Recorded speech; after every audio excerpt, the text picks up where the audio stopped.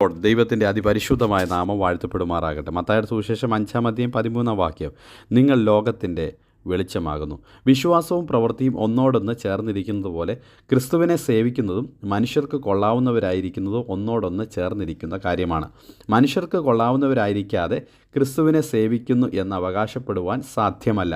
മനുഷ്യരിൽ അധിക പങ്കാൾക്കാരും സ്വസ്നേഹികളാണ്. എന്നാൽ വചനം നിഷ്കർഷിച്ച് പറയുന്നത് ഇപ്രകാരമാണ്: സ്നേഹത്താൽ അന്യോന്യം സേവിക്കണമെന്നാണ്.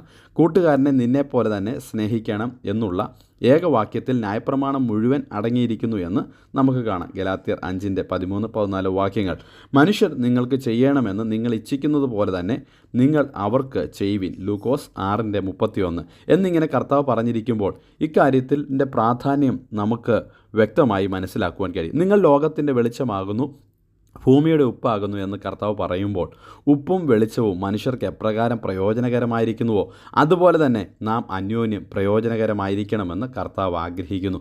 ഉപ്പ് മറ്റ് പദാർത്ഥങ്ങളുമായി ചേർന്ന് അതിനെ രുചിപ്പെടുത്തുന്നു, കേടുകൂടാതെ സൂക്ഷിക്കുന്നു. നന്മ ചെയ്യുന്നത് കൊണ്ട് ബുദ്ധിയില്ലാത്ത മനുഷ്യൻ്റെ ഭോഷത്വം മിണ്ടാതാക്കുമെന്ന് ദൈവേഷ്ടം ആകുന്നു എന്ന് തിരുവചനത്തിൽ 1 പത്രോസ് 2:15 നാം വായിക്കുന്നു. നമ്മുടെ വാക്കുകളും പ്രവൃത്തികളും കൃപയോടുകൂടിയതും ഉപ്പിനാൽ രുചി വരുത്തിയതുമായിരിക്കണം. കൊലോസ്യർ 4:16 നാം നമ്മുടെ ദൈവത്തെ പൂർണ്ണ ഹൃദയത്തോടും പൂർണ്ണ മനസ്സോടും കൂടെ സേവിക്കേണ്ടവരാണ്.